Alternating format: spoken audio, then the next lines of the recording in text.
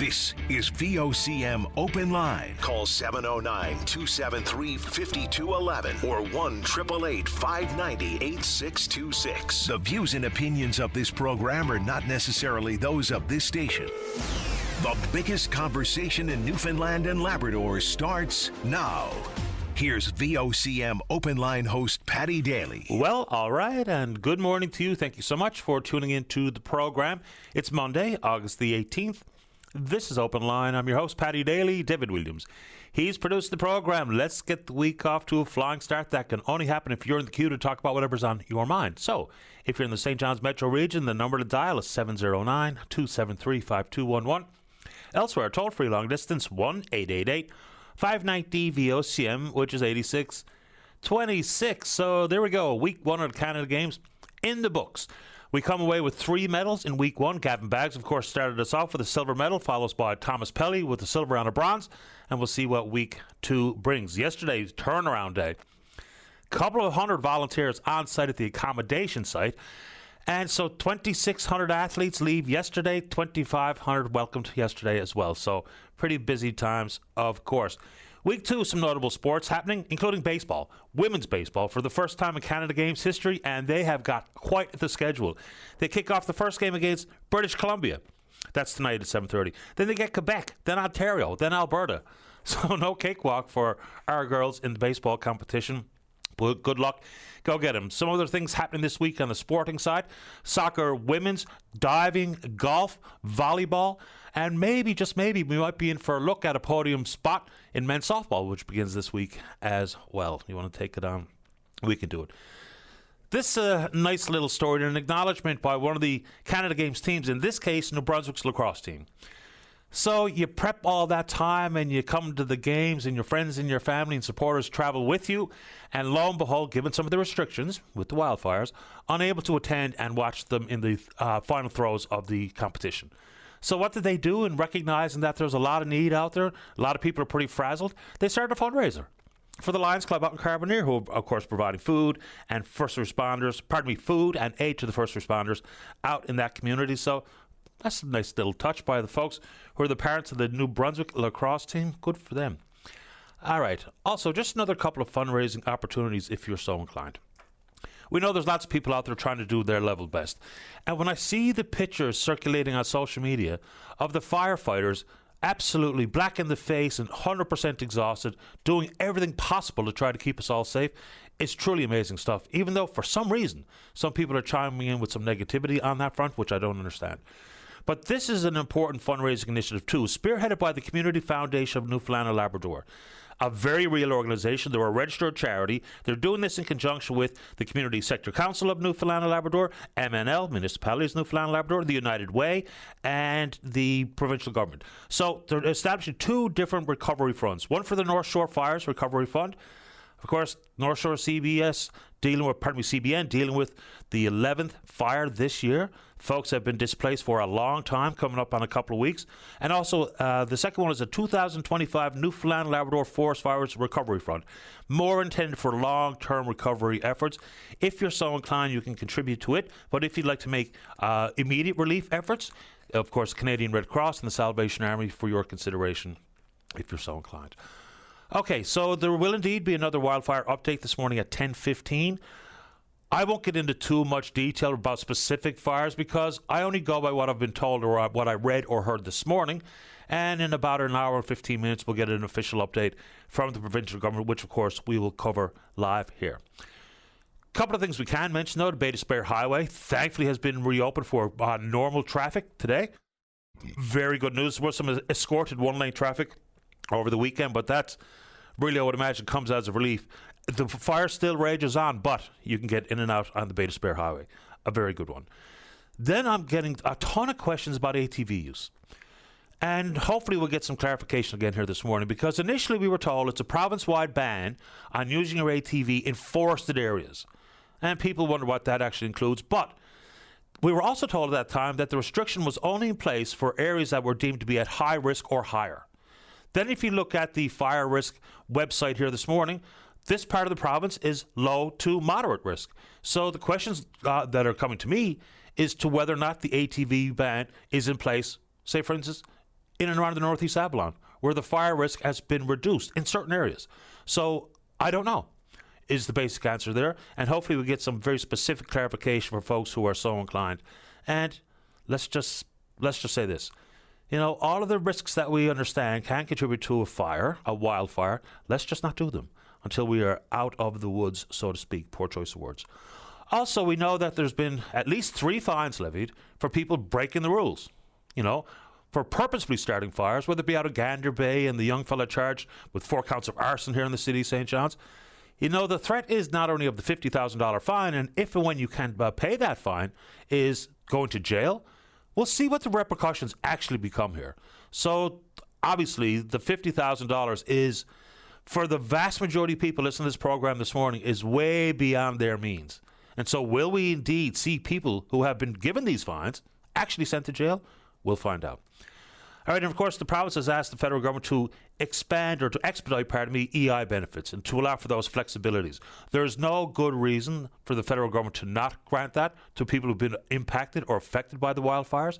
So if you have any questions that you'd like to pose to me, then we can try to get them to our reporters, see if we can't get you some very specific clarifications here this morning. Also, very good news in that the healthcare services that were paused in St. John's, whether it be at the St. Clair's or the Janeway or the Health Sciences, they have all been resuming, and people will be contacted for a rescheduled appointment. When they said it was due to evacuation alerts, what have you, I'm not entirely sure what that actually meant insofar as staff being able to get to work to continue to provide those services that were interrupted. So that's the good news that they have resumed. It's just one more friendly reminder, because sometimes we wait so long to get an appointment that when the appointment date and time comes, it slipped your mind because it's a busy world, busy life. So if you have a calendar in your phone or in your home and you jot it down as to when you're supposed to go, and if you can't make it all of a sudden, whether or not your symptoms have waned and or you can't make it because of other commitments, please cancel so the next person in the queue can get their appointment. Okay, a little bit of travel. So, amazingly. So when work stoppage took place because the 10,000 members of CUPE, who are flight attendants, the cabin crew, so people will say, well, we're going on strike or you got locked out. It's a work stoppage. But some short 12 hours later, they were ordered back to work via an executive order. No one should be surprised. The government did the same thing, not necessarily the same time frame, but very close to, when it came to people working at the ports and on the rails. So they were told, go back to work. And Air Canada then, at that point, planned to resume normal course of business. CUPE and the 10,000 plus members said, nope, not doing it. They're defying the order. They're getting a lot of praise and applause in certain corners. Now, probably not coming for the 100,000 plus people who are now stranded, but the flights will not resume today. So, does that mean that the arbitration process is also now sidelined because of defying this particular order? You know, questions will be asked as to whether or not there's even legislative opportunity here, which seems unlikely, given the fact that they need a dance partner. It's a minority parliament, so they can't go it alone. The Conservatives have kind of spoken out in favour of the flight attendants, even though there's questions about support of that from that party for organised labour. But they said they're on side with the Air Canada employees, the cabin crew. The NDP, of course, there's no chance that they're going to vote in favour. It's unlikely the Bloc is going to vote in favour. So where are we? And is this a troubling trend for you, that the federal government so quickly, as opposed to collective bargaining process to take place, whether it be through mediation and or arbitration, because it seems to be a very quick go-to maneuver by the federal government. Now, you can talk about your opinion on this program, as you know, but it does feel like all an employer has to do is to wait out their rank and file members, their employees, because they think the federal government will just jump to their aid. Whether or not that's an actual sentiment held inside the Liberal caucus, that's what people are thinking and saying. Certainly a lot of what comes into my, whether it be social media feed and or my email inbox. And it's worth noting, the Prime Minister, of course, his former relations with Brookfield Asset Management, have a significant stake in Air Canada operations as well. So you want to take that on in any form, let's go.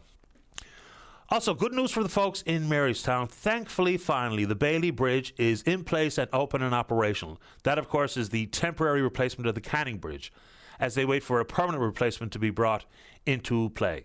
So that's good news. It's been a long time coming. Folks in the area are absolutely relieved to finally not have a 40-minute round trip, as one lady wrote. I think it wrote it to Jerry Lynn Mackey.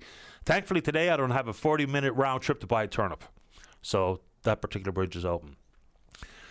Just via email, as I get prompted to bring up certain topics throughout the course of the week, ton of them this weekend about brush clearing. People, of course, extremely mindful of the wildfires and those fighting them, and organizations that are opening the ramps to help the evacuees and everything else involved in this particular tumultuous time, is brush clearing. So I think I understand the relation some of the emailers are making, but yes, I get it. The brush clearing efforts that have been undertaken in certain areas really do give you a little bit more sense of safety and security on the highway in particular. So we all feel the same way. If the alders are up against the shoulder of the road, it does bring that eerie feeling of who knows what's going to pop out of those woods before you get even the slightest opportunity to somehow avoid, whether it be a moose or otherwise. So people want me to bring brush clearing back up, consider it up. The second most popular thought, well, I guess third outside the fires and brush clearing, is cell phone coverage again. Every now and then it pops up, but more and more it has gone from concern regarding my bill for a service that is unreliable or non-existent in certain parts of the province. The vast majority of emails now are leaning in on safety for a bunch of reasons. Whether it be you have an issue with your automobile, and whether or not you're going to get an alert regarding what might be happening in your area, whether it be an evacuation alert or an evacuation order. And still plenty of people talking about the timing of getting any of these alerts on their phone. You know, people who live in the exact same neighborhoods and getting the alerts at different times. Why that might be, I have no idea, but maybe we can hear some information on that front from the presser again later today. Your thoughts? All right. What's this? All right, I guess today is the day that Mr. Poilievre, the leader of the Conservative Party of Canada, will find out whether or not he's heading back to the House of Commons, and likely he will. Of course, the by-election today happening in Battle River, Crowfoot. Damien Currick gave up the seat after he'd won about 83% of the vote. So the second most safe Conservative seat in the country. I think there was one other riding in Saskatchewan that went for something like 85%. So there's no reason to believe Mr. Poilievre isn't going back to Parliament. The whole thought about these protest long ballots. So I think there's somewhere in the neighborhood of 240 candidates, many of which are simply placeholders. The argument that they shouldn't be allowed to run is a troubling one, because now it's a write-in. You're not going to go into the voting booth with a ballot that has 240 names on it. It's going to be very much like one of the special ballots, where you simply write in Mr. Poilievre's name. There is going to be a chart in there so that you can properly spell and write his name on the ballot if he's your preferred candidate. So we'll see what the results might be.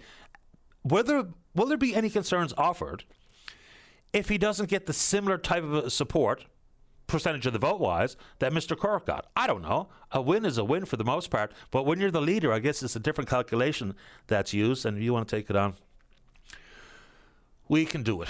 All right. This is a Canadian related matter, even though it very much feels like American politics. There's plenty of people in the country thinking about and talking about the 3.5-year-ish war in Ukraine. Whether it be the amount of money and support that the country has offered Ukraine throughout the conflict. We were also involved in convincing the Ukraine to give up their nuclear arms back in the early 90s. So this does have direct Canadian implications. The spectacle on Friday in Alaska was really something. And before your insult is going to be TDS, which is kind of the lamest insult that there is out there in political discourse, but just think about what we all saw. You can dissect it as you see fit and bring your opinion via email or on the phone this morning. But if you just compare and contrast the reception that American ally, Ukrainian President Zelensky, got in the Oval Office, where he was browbeat, berated, belittled, compared to the literal rolling out of the red carpet on an American military base in Alaska to welcome Vladimir Putin, Russian president. It doesn't matter what you think about the conflict, but we all know he's a murderous thug and the actual epitome of a dictator, and yet the president stood there and giddily welcomed. We've gone from Reagan and Gorbachev, Mr. Gorbachev, tear down this wall, to Mr. Putin, may I have this dance? And leading into it, Like, I would imagine the entire world would like to see an end to the conflict. Of course, this is not about whether or not you're pro-peace or pro-war. But even told, leading into this, what was called peace talks, but of course it's not. You have to have both parties at the table for a peace talk, is more of a strategy session. The president himself, his own words, said there will be serious consequences if there is not a ceasefire arrived in his meeting with Putin. No ceasefire, no consequences. Now, American security is on the agenda, similar to Article 5 in the NATO treaty. So that's important, obviously. And now today, Ukrainian President Zelensky will be in the Oval Office, but this time accompanied by a bunch of key European Union leaders. I guess in an effort to not go down that performative, theatrical, nonsensical hole that happened back in February. So again, regardless of who you support on the political spectrum in North America, just think about it. The American ally that is Ukraine, how their president was treated versus what we saw on Friday on an American military base in Alaska between the President of the United States and the President of Russia. Amazing. Absolutely amazing stuff. So, people get into the complexities of it when we talk about, the Russian want to weaken the military alliances, in the Western alliances, and or big picture stuff. But the immediacy of trying to broker peace here, of course, the war was going to be stopped on the first day of his presidency, which was always foolishness, similar to Mexico's going to build the wall to pay for it, or the Americans build the wall and the Mexicans will pay for it. But this has Canadian implications. It just does. Even if your concern is about the amount of money and support that has gone from Canada to Ukraine, an end to the conflict brings an end to that kind of support for the most part. So, yes, I'll get some emails now telling me I have TDS, which, again, is so lame it's not even worth responding to. But just think about what you saw. Doesn't matter what you read in analysis after the words or opinion pieces that have been penned. With your own eyes, what did you see and what did you think? We're on Twitter. We're VOCM Open Line. You can follow us there. Email address is openline@vocm.com. When we come back, let's have a great show. We're going to kick it off talking ATV bans and then whatever you want to talk about right after this. Don't go away. Welcome back to the program. Let's begin this morning on the top of the board. Line number one is going to the president of the Newfoundland Trailways. That's Rick Noseworthy. Rick, you're on the air. Hi, good morning, Paddy. How are you? Best kind. Thank you. How about you? Good, boy. Good. I know that there's a lot of people trying to figure out how this ATV ban and the fire index is working and all that, and we fielded a lot of calls over this weekend, so I appreciate the opportunity to at least give my opinion how I think this is. Please do. Hey, the ATV ban is tied to the fire index. This fire index changes every day, I believe, at 2 o'clock.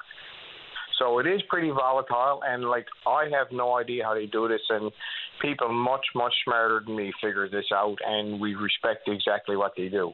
But when it changes, you need to be careful, because if you leave to go somewhere at 2 o'clock, but you better make sure that the next day, it's none of this overnight stuff, because things change pretty quick. So, right now when I look at the map, it's completely different than what it was a few days ago, where it shows that the Avalon is moderate to low, and then you have a gap going, say, across the isthmus, the central, where it's yellow, where you can't operate. Then you got a spot of green in the center where you can, and then there's orange right, pretty much through western Newfoundland. So, you need to stay in your own area. And for the sake of another few days, I know some people want to get out, but we just got through a busy weekend, or a weekend that would have been busy. It is the week, middle of the week sort of thing. Maybe stay put for a few days more, getting a bit of rain, and this will find its own level, I guess, hopefully sooner rather than later. The fire index page is really easy to use, but you're right, there are some very specific areas inside that may indeed be characterized as moderate, surrounded by high. So just know where you're going, understand the implications of traveling outside your own zone, about the change in the risk, and as you say, it does change every day at 2 o'clock. It's very easy to find too. If you simply just go to the Department of Fisheries, Forestry and Agriculture, it's right there. Or if you Google up Newfoundland Labrador Fire Index map, there you go. Bob's your uncle. It'll be the first thing that comes up. Great. So, it is simple. We're getting a lot of questions, but it is tied to the fire index. And like I said, that fire index is changing. And like I said, let's give it a few days with some rain in the forecast. this time next week it'll probably be all over and you can go wherever you want comfortably. But once again, that's not my call, but let's hope that's the way it's going to be. Let's hope so. There's also some different definitions inside the categories. For instance, if you're in an extreme risk zone, then outdoor fire, outdoor burning, banned, period. Even if we're not talking about a provincial-wide fire ban at this moment in time. All the permits to burn are cancelled. Access to forested lands may indeed be closed if you're in the extreme risk. Then there's all the definitions inside, very high, high, moderate, low. And if there's also parts of the map that say not available. There are very few, though. Right. And even the forested lands definition is a bit tangly because, that's the word that they use in the Act and in the legislation. But that includes what we love, the trailway, forest resource roads and stuff like that. And I know earlier last week or later last week there were some, questions about, a rail bed or a forest resource road is not a forested land. But down in the definition it is because, there's woods in very close proximity. And for the most part, from what I've been hearing from everybody, the ATV community did listen. ATV activity was pretty much nil. And I thank the responsible riders for that because they did do their part. Yeah, and I'm sure they did. And it is an inconvenience, and yes, it might be frustrating, especially if it's, for instance, your primary mode of transportation. But the risks are real, and so let's try to avoid all the risks. And, even as the Premier said, there's no evidence that an ATV has started any of these fires. But the fact of the matter, with the resources that are stretched so thin, and with all the resource from other provinces, and thankfully they are here doing what they can to help us out here, that there's just no opportunity to fight another fire. We just would be really creating a massive problem for the fires that are already existing and being fought. And like I've said, I don't know the criteria for shifting resources around, whether it be on the ground or in the air, and it is not the Premier making those decisions. It's fire management officials on the ground, which is important to point out because I think that gets misconstrued. For sure. Like I said, Patty, give this another few days, a week or so with some rain and cooler temperatures. This could be all over, within a week. That's the hope, and hopefully that becomes the case. And like Saturday, a bit more fall temperatures, I'm sure a relief for those who are close to these hot spots, these wildfires. But the rain was welcomed over the weekend. Maybe didn't get enough of it in parts that needed more than even, say, for instance, St. John's, because I'm not in any peril of wildfires at this moment in time. But, and if there's any further clarification, one more question on where you can ride an ATV. So, people ask me all the time, cabin country. So can they, to your knowledge, use their ATV, for instance, whether it be Ocean Pond or Deer Park or out Mackinson's or whatever the case may be, up and down the cabin roads? No. Right. Definitely not. It depending on the fire index. Right. Doesn't matter if the fire index is showing red, orange, or yellow. No. Rick, anything else this morning while we have you? No, Patty, just let's hope this ends, and thanks to all the first responders and the firefighters. There's a lot of people making sacrifices to keep us safe. Absolutely, and some of the, I'll kind of stop saying volunteer or paid firefighter. They're firefighters, and it's terrific that the province is going to compensate some who are classified as volunteers because they know what they're getting themselves into, but these are extraordinary circumstances, and I think that's a great decision. Rick, good to have you on the show. Appreciate the time. Anytime, Patty. Thanks for the opportunity. My pleasure. Bye-bye. That's Rick Nosworthy, the president at Newfoundland Trailways. Let's go to line number 2. Howard, you're on the air. Yes, good day, sir. Good day to you. And how are you? I'm okay, thank you. How about you? Well, surviving. I just went through the death of my wife 2 weeks ago. Oh, my goodness. And it's difficult. But the reason I want to get on your talk back is because of the experience I had with the hospitals and the ambulances. Over the prior to the last 2 weeks, 6 weeks before that, each weekend I was taking my wife to the hospital in emergency situations. And the second last week I went in there, the ambulance driver came up from Port aux Basques. It took him a while to get here to Cadre Valley, only 45 minutes away. But anyway, he was telling me that there was only one ambulance on for all the Southwest Coast that weekend. And that they had lost a man because they never had an ambulance to get to him in time. Now, the next weekend, I had to wait for an ambulance to come from Stephenville to the Codroy Valley, 2.5 hours away, to take my wife to emergency in Port of Bass. Because there were no ambulances on the Southwest Coast. From what I can find out, the administration allowed the ambulance drivers to take their holidays pretty well all at the same time. And anyway, I didn't like what was going on. And plus, the last weekend I was in the hospital with my wife. There was no bids available in Port Bass or Stephenville or Corner Brook. And they wanted to send her to Burgeo, which is about 3.5 hours away. She would not have been able to withstand it. And they were going to put her in a closet for the night and next morning take her to Burgeo. So I had to take my wife out of it and get her in a wheelchair myself and bring her home with no help at all. And somebody's lacking in judgment or administration. Now, I called the Western Health Clients Relations man and explained the situation to him. That's going on 4 weeks ago. I haven't heard a sound back, not a sound. I left a message for the PC leader of Newfoundland. He's never ever got back to me. The only one that got back to me was the Telegram in St. John's, and they did a story onto it. To me, the healthcare system is gone in Newfoundland, and nobody gives a damn. And it's time for some people to unite, stand in front of the hospitals with signs, and start demonstrating and get something done. It's, for starters, I'm really sorry for your loss, Howard, and my condolences to you and your family. The fact of the matter is, like, even when we talk about staffing in this company, there's reasons why we stagger our holidays. It's so that we have enough coverage, enough people to cover the news, enough people to do these shows. So there's no way that shouldn't be how vacation time is applied in healthcare.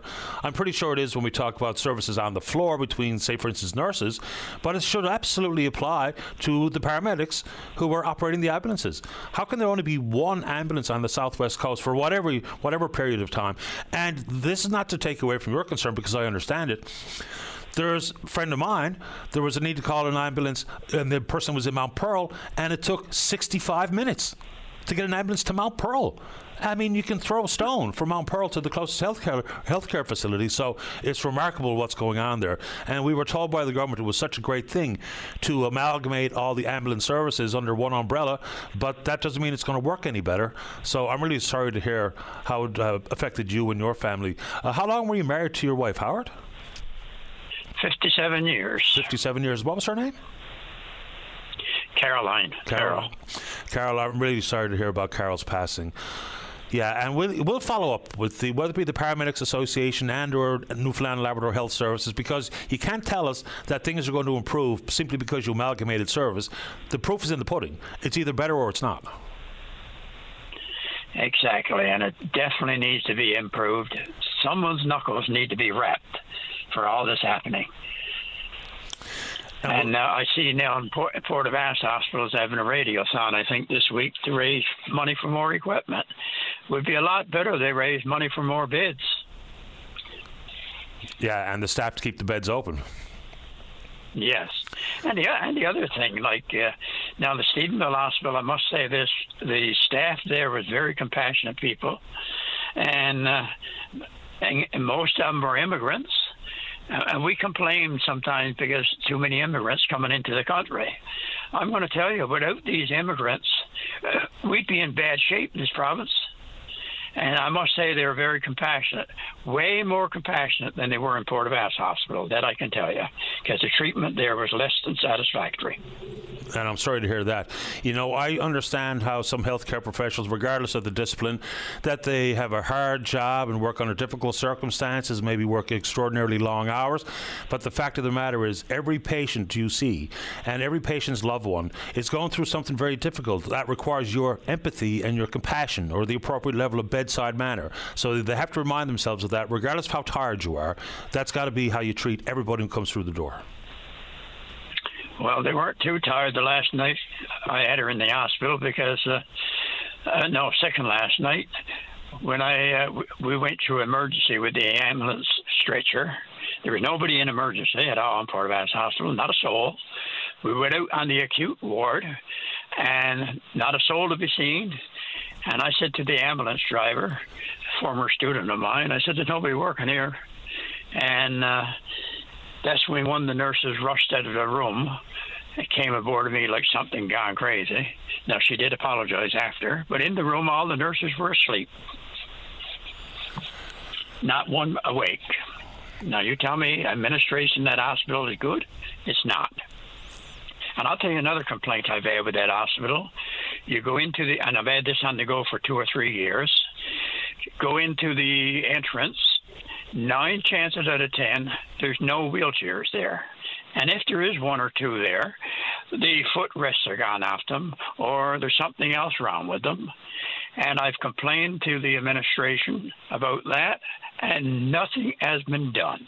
Still in the same state as always. It's a discrimination against the disabled people. To not have appropriate and working equipment, operational wheelchairs or whatever available, really does speak volumes to the state of the system, doesn't it? And let's not talk about the allocation of human resources and bedside manner. Something as fundamental as footrests on a wheelchair doesn't sound like a lot to ask. No, and I suggested to them they put a sign there on the wall, please bring back wheelchairs to the original position in the original state. They didn't even put that up. Howard, couldn't afford it. For all of the issues that you brought up this morning, I'm sorry to hear of your experience, other than the one compassionate experience in the other hospital outside of Port aux Basques. And my condolences on your loss, sir. Well, thank you, sir. You take care, Howard. But let me know if you find out anything, because no one has answered any complaint I've had. Not one soul. Their attitude is, we'll stay quiet and hope it goes away. And it doesn't go away. Nothing works like that. It requires attention. No. If you're asked the question, I've said this 1,000 times, is even if Howard or anyone else doesn't like the answer they get, it's better than silence. Yes, a lot better. But thank you for listening, and have a good day. You take good care of yourself, sir. Thank you. You're welcome. Bye-bye. Let's see. Oh, it's break time. Don't go away. Welcome back to the show. Let's go to line number 4. Ramona, you're on the air. Good morning. Good morning. First of all, I just wanted to offer my condolences to a man who just lost his wife. Me too. Okay. Oh my gosh. I don't know where to start. I just want to throw up when I saw Putin walking up that red carpet in America. The sway on him of a bully. I don't know. I'm just stuck for words. A man who has caused so much upset in the whole globe, really. And now he's looking for the Peace Prize. Yeah. Well, even if someone listening this morning is a ardent Donald Trump supporter, it really was a lot to take in to see that. I mean, that type of welcome for someone who is not an ally of the United States, has caused great harm. I mean, he's killed political opponents. He's a murderous thug dictator. It's just remarkable. So even if you do support Donald Trump, did that not come across as extremely dangerous way to behave? Even when I don't even know why he's involved at this level if he's unable to achieve anything. He said before the meeting if there was no ceasefire there'd be serious consequences. No, there isn't, there aren't. So again, like I said off the top, compare how Zelensky was treated versus how Putin was treated, and it doesn't matter if you support him or not. Just answer me this or riddle me this. Is that the way we want the President of the United States to behave on the world stage? It wouldn't be if it was me being asked. He's not fit to be a president or any leader in anything. I don't I just can't get it through my head what's going on. I mean, the man has caused so much chaos ever since he's been in the government. And looking for a peace prize? Well, it seems, from the outside looking in, all you have to do is to be flattering of the president, and that's all you really need in an effort to get, what you want from him. It just kind of feels that way. Exactly. And if you dare stand up to him, then all hell breaks loose. Exactly. You're ready to... I won't say it. But anyway, I am so livid. What an insult to the Ukrainians. Unbelievable. And it's worth mentioning one more time. Ukraine is an ally of the United States. The United States were one of the driving forces in the time period where Ukraine gave up all their nuclear weapons. So that was all about safety and security that would be guaranteed by others, which is why the Western nations have indeed come to the country's aid in some form or fashion. Not everyone's contributing the same.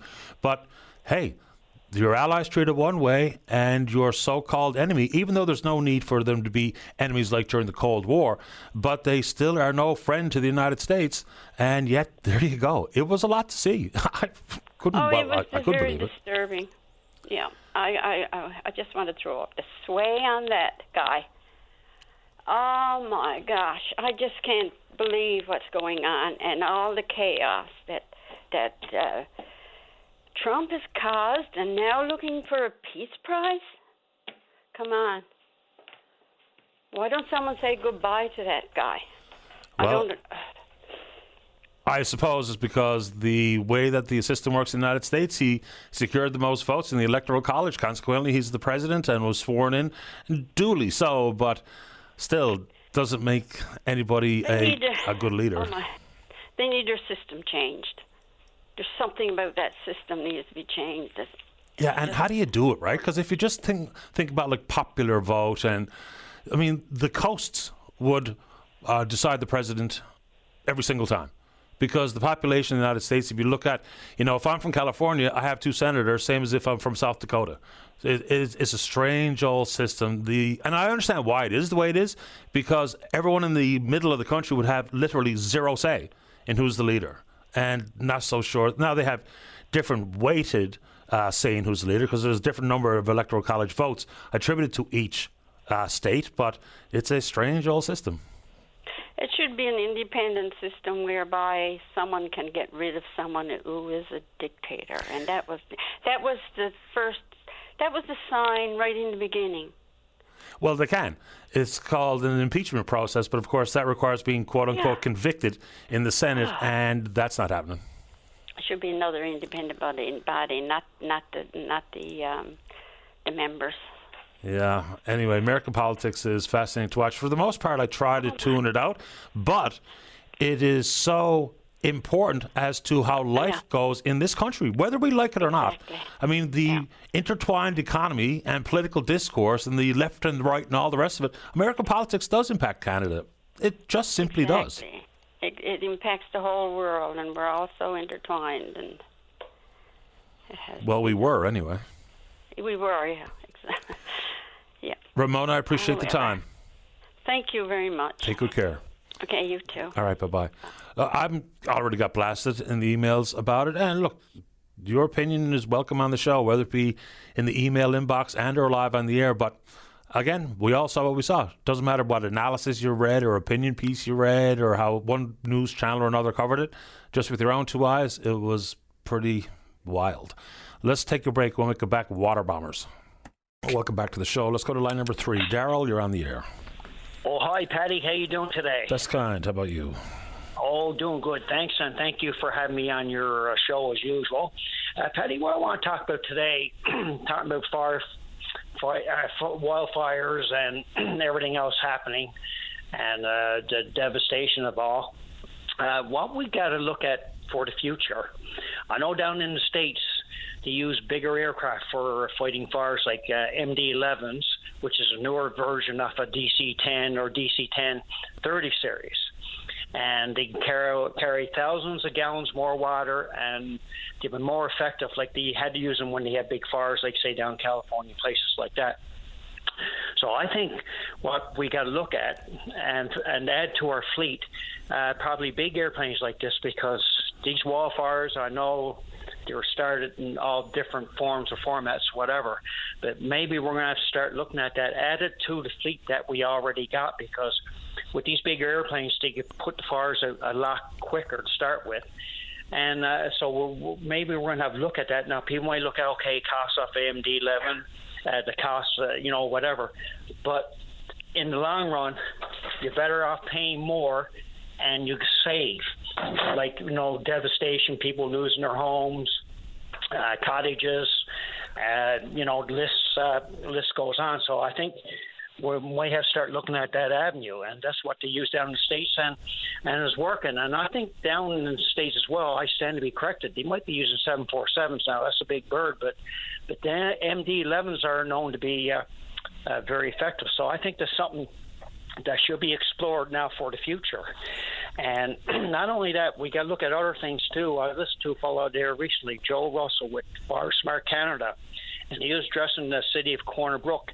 And I listened to him, and he'd be worth getting on your show, man. He had some good tips as fire prevention, like stuff that the municipalities in Newfoundland, Labrador take a look at, and people in general. So I encourage all municipalities get in contact with this individual, because I listened to him, and man, there's some wonderful, good information there. And on top of it all, the devastation, life could be lost, and people losing their homes and whatever and all that stuff. But another thing people got to stop and think before fires starting by whatever way is that you're affecting the food chain, because these fires affect the fish, the wildlife in general, and even like you look at the bee population now in Canada is down 18%. So if you start destroying all that, that's being destroyed by fires as well, then that's affecting our food chain. And this is so people got to start taking all this stuff very, very seriously. If not, we're heading for total devastation. Well, certainly there's no reason to believe that wildfire seasons aren't going to get worse into the future. And you mentioned 747. That's absolutely the thing, the 747 supertanker. And I've seen them in action. I mean, it's pretty wild when you compare it to the size and the capacity of a CL-415, say, for instance. But the water bomber cannot be the be-all and end-all for fighting the fires. Because we had a good chat, I can't even remember who called last week, about things like they're testing these Thunder Wasp drones now out in BC. Now, of course, they have reduced capacity when compared to a water bomber, but that can be part of the toolbox. And then things like the Fire Raptor helicopter. I know there's 2 Blackhawks that have arrived here in the province to help assist in fighting the fires. So, leaning in on just ordering more water bombers as being the only go-to, I think kind of misses some of the new technologies that are out there that can absolutely and should be cost-effective and part of our strategy into the future. I'm trying to get some results from the drone testing that's going on in British Columbia now, because I find that to be fascinating. I mean, just think about the cost and the precision work that a drone can also contribute here. So they're 3.5 meters by 3.5 meters. They can carry 400 kilograms of water, which is not a huge amount, but certainly when we identify hotspots for these bird dog airplanes and whatnot, maybe, just maybe, we can put them into the fleet as well.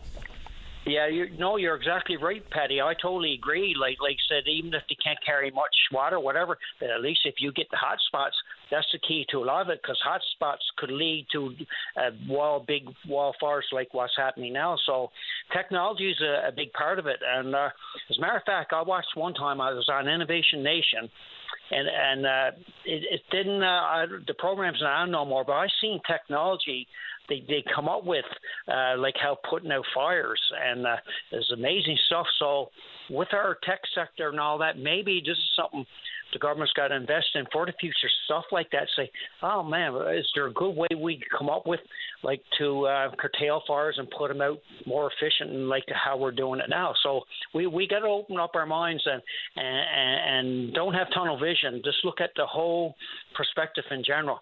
Hey, let's get our heads together. What can we do for the better to enhance things for the better?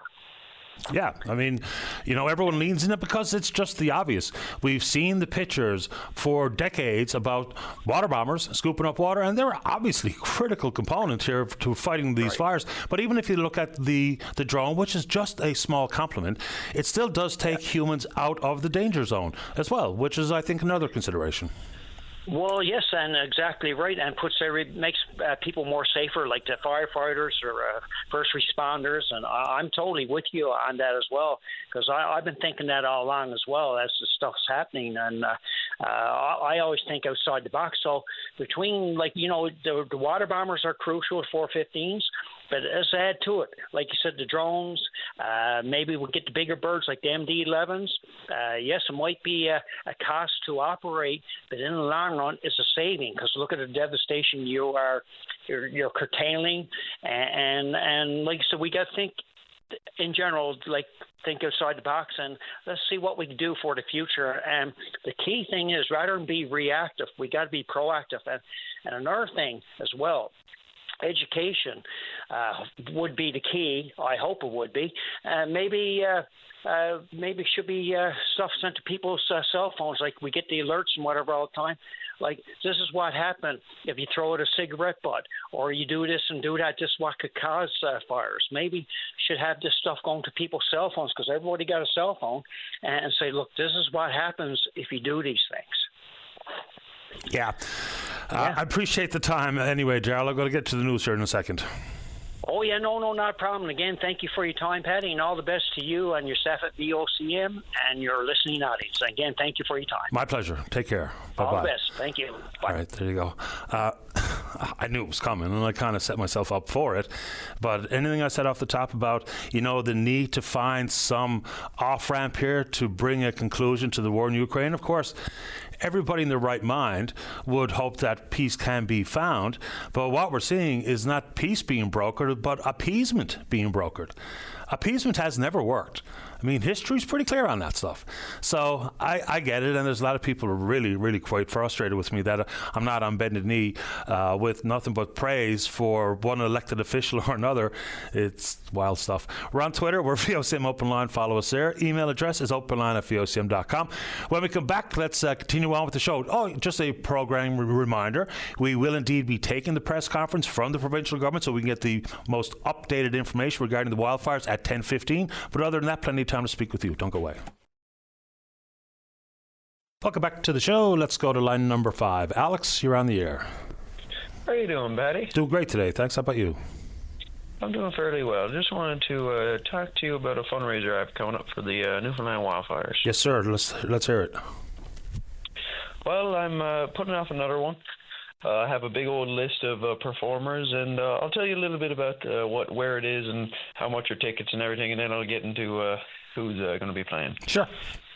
So the location is the Parish of the Ascension, 58 Smallwood Drive. That's down in Mount Pearl. And it's going to be this Wednesday, August 20th, 7 p.m. And tickets are $20 each. They're non-refundable. And if you'd like to get them at the door, you can, or you can call early, 709-691-4020 to get tickets as well. There's a 50-50 ticket draw that's going to be going on, $2 each or 3 for $5. And all money raised will be going to the Red Cross to aid in the Newfoundland wildfires going around. Good for you. And, of course, we've spoken to Alex Taylor many times in the past. He and some of his musician colleagues have joined forces to raise money for a variety of things. So there's good people out there. You're one of them, Alex.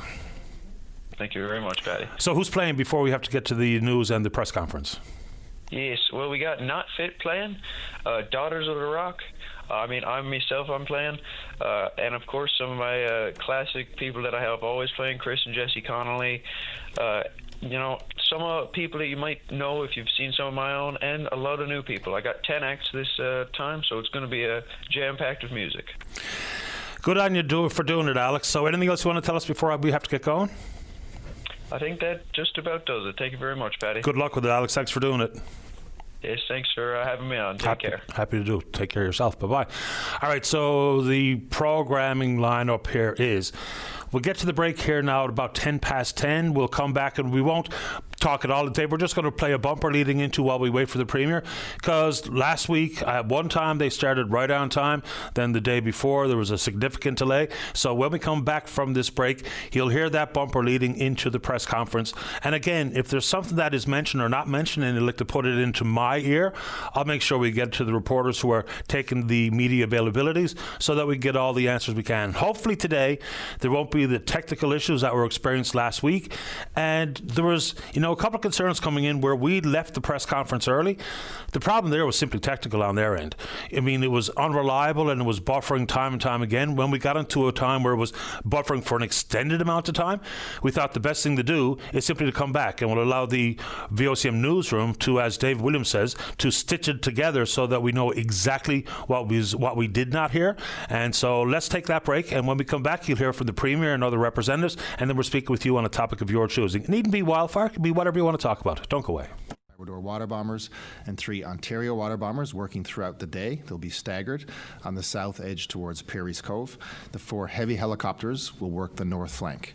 The ground crews on the northern edge and communities include 127 volunteer firefighters, 40 from Newfoundland and Labrador and Ontario.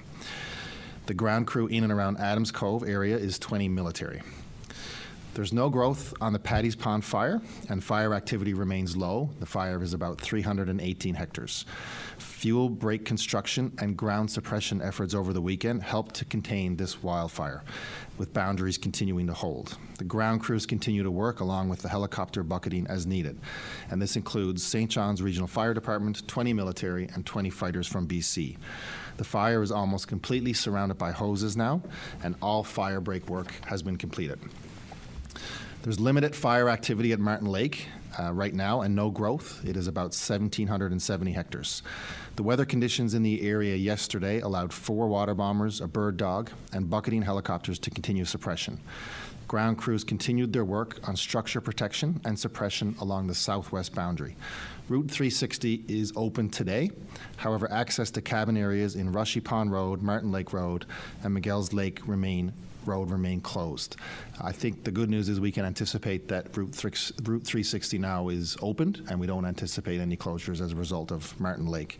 But of course, we will continue to keep an eye on it, because Martin Lake wildfire does still remain active, of course.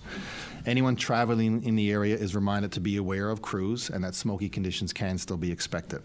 And they're also reminded that there can be an increase in fire behavior.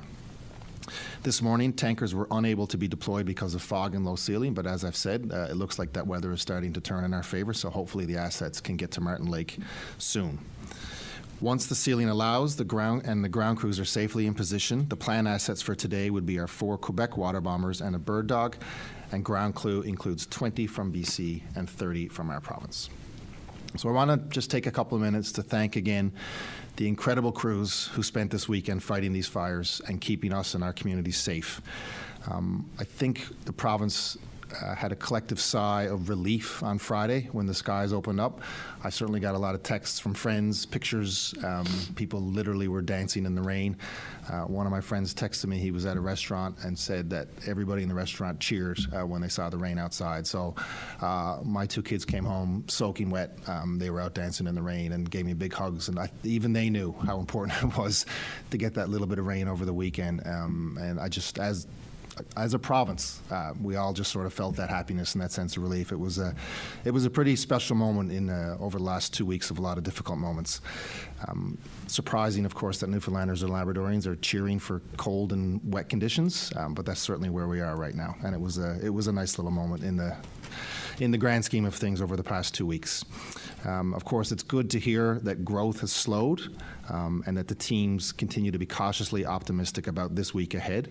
But as I said, we aren't in the clear yet.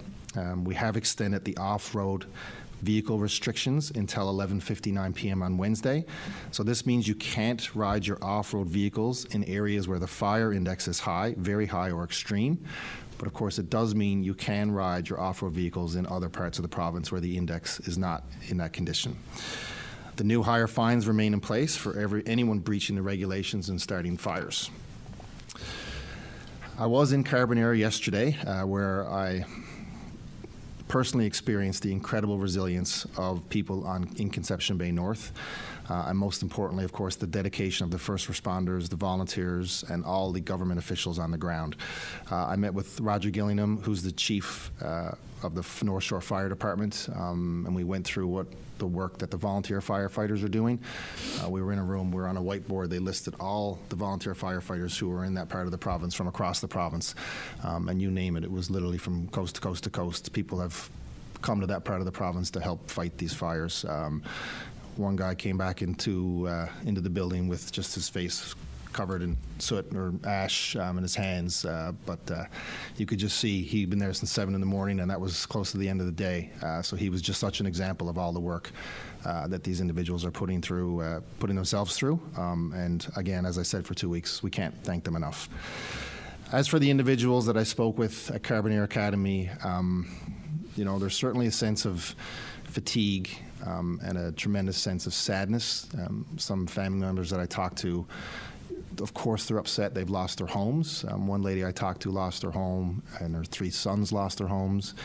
This was in Kingston. I remember what she said to me, that Kingston is not just a place to live. Like, Kingston is a way of life, is how she communicated to me. There's no words for me to comfort her, just to tell her that the province will be there to rebuild and work with them on what these communities look like in the future. Minister Korab will have more to say on that. But we're not even there yet. We do need to make sure that everyone can return to their communities when it's safe, and we're not quite there yet. One thing I did hear yesterday was individuals, having been gone for 2 weeks, are getting more anxious as the days go by to hear whether their structures, whether their homes are still standing or not. So I want to assure everybody that there is a process underway in order to share the most updated information that we can gather regarding structure loss and damage in these communities. But of course, it does take some time. The fire is still active and burning out of control, and firefighters are doing everything they can to control the firefighter. But it does remain a very serious situation, which, as we know, can change day by day and hour by hour. And safety has to remain paramount for everybody on the front lines. So some residents of the town of Small Point, Broad Cove, Blackhead, Adams Cove, and the community of Kingston have been notified that they've lost their homes. And these notifications will continue for neighboring communities over the next couple of days, with Western Bay and Ocrapick Cove notifications starting today. Many of the communities affected are unincorporated, which means they have no town councils, and it does make the process a little bit more time-consuming and difficult. We've started conducting preliminary assessment planning and the collection of resident information in these areas, all of which we have to verify before we communicate any lost structures to these individuals. We will be in direct contact with those who have unfortunately lost their homes, and we are moving as fast as we can. It will take some time to understand the scope of what is needed, given that it is still a very active emergency situation. But as I have said, these fires will come to an end, and we will be there for you for the recovery and response process. We've established a cabinet committee of ministers to lead the response and recovery of Conception Bay North. They will meet with local leaders and community members, with the federal government, with the provincial government, and we will identify ways to assist people during this difficult time. This multi-pronged approach will be chaired by Minister Korab, who is responsible for housing and has very close ties to this region. The committee will consist of the ministers from education, health, industry, energy and technology, municipal affairs and community engagement, justice and public safety, transportation and infrastructure, and they will begin working on these issues immediately. We will face a serious challenge in this part of the province, and as a community and as a region. We must remain focused on the present emergency situation and fires that are still burning, but we will have to, and we will immediately turn our attention to medium and longer term impacts of these fires. And just like the firefighters in the air and on the ground, Newfoundland and Labrador will meet this challenge head on. I did hear the struggles and the pain in people's voices yesterday. As I said, it's difficult to have those conversations when you can't even tell people what they've lost yet. So we do have to get to that part of the process where those assessments are done, where individuals' homes can be determined if they've been lost, if they've been damaged, and if they're damaged, are they even safe to return to? And other things like working with Newfoundland Power and NL Hydro to return any damaged hydro assets to that region. Things like schools have been lost, potentially community centers, town council halls. All these sorts of things we need to do an assessment of before we determine exactly what it's going to look like in terms of rebuilding these damaged communities. But the purpose of this community, and I'll let Minister Korab provide some more details, is to listen to individuals in this part of the province to hear what they need and what they want these communities to look like when we rebuild, because their input is important. As I heard from so many of them yesterday, these people have been here for generations, people talking about their great-grandfathers having built their homes and been passed down from family to family over the course of a long, long time. So it is important for us to take that time and take those steps to work with them, but I just would ask for them to remain a little bit more patient as we get these fires out before we can return and assess and determine what the damage are to these communities. So with that, I'll hand it over to Minister Korab. Thank you, Premier. Like everyone else in the province, I've watched daily briefings to hear the latest on the wildfire response. I could not be more impressed with the hard work of our many agencies, departments, firefighters, and volunteers who work collectively to support the residents and communities in Conception Bay North. Well, I live and represent constituents in St. John's. I was born and raised in Harbour Grace, and I lived in Carbonear as a child. I have family from Carbonear to South River and just about every community in CBN in between. I went to school in the region, I rode in the Lower Island Cove Regatta, and I worked summers at a farm in Redhead Cove as a teenager. I spent more days than I can count on the beaches of Northern Bay Sands and Salmon Cove Sands. Conception Bay North will always be my home, and it's a tragedy for me that hits really close to home, as it does the families that are impacted. I visited the evacuation centre in Victoria and in Carbonear and spoke with residents who are full of fear and uncertainty. I will be heading out to Carbonear again today to chat with residents. As the Premier said, we want to hear directly from you on what your communities will look like. People all over the province have pledged their support, as we always do, and I'm pleased that Premier Hogan has called on me to head up this committee, as I feel it's a way for me to help the community that I'm from. As the Premier has alluded to, this will be a multi-pronged approach throughout our government, from water treatment to schools to roads and infrastructure and much more. The fires are still burning, but we're ready to turn our heads towards what comes next once these fires are out and how these communities will look. We will work together as a cabinet and as a government in these recovery efforts. This committee will be supported by dedicated teams of public service employees. To my friends in Conception Bay North, you have a commitment from our government and our cabinet to do what is needed to get this region up and running. We will recover, we will rebound, just like Newfoundlanders and Labradorians always do. Thank you. Thank you, Minister Korab. Minister Haggie.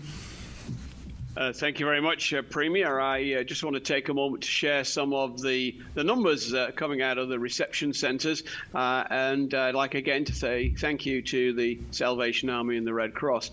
Currently, we have 2,943 households registered with the Red Cross having been evacuated, and that accounts for a total of 6,094 individuals. We announced some financial support, and currently 1,118 payments have been made since that announcement on August the 11th. And none of this would have been possible without the help of the people locally and the people from away. And the Premier's referenced volunteer firefighters. I have at least 2 crews from my own district who've gone out there, just like other districts have as well. So again, thank you very much to them. We are still on alert, however, and we're not quite out of the woods yet. Things are optimistic, and the Premier has explained that. We had 2 more evacuation alerts issued over the weekend, Job's Cove and Freshwater. You need to take steps to look after your own safety. That's why we're doing these things, these alerts and these orders.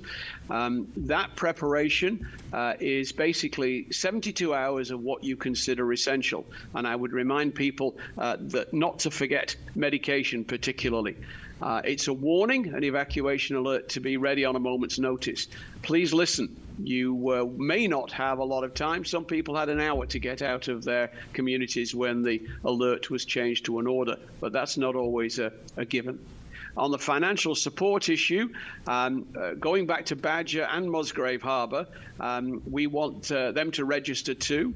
There was a Red Cross office in Musgrave Harbour. They extended their operation for a day, but now for those residents, the options really are either phone line, 1-800-863-6582, or the internet, www.redcross.ca/2025 Newfoundland wildfires. Badger residents still have an opportunity to register in person again today, and there's a reception area in Carbonear that everybody knows about as well. There are volunteers there who can help you with that process. Again, please stick with government channels, the yellow bar on the top of the Government of NL website. There's still a lot of rubbish out on the internet, and there seems to be a little factory producing it. I would urge you to pay attention to the verified information that we provide. And I acknowledge what the Premier says, that, there's a lot of unofficial information out there which may turn out to be accurate and may not.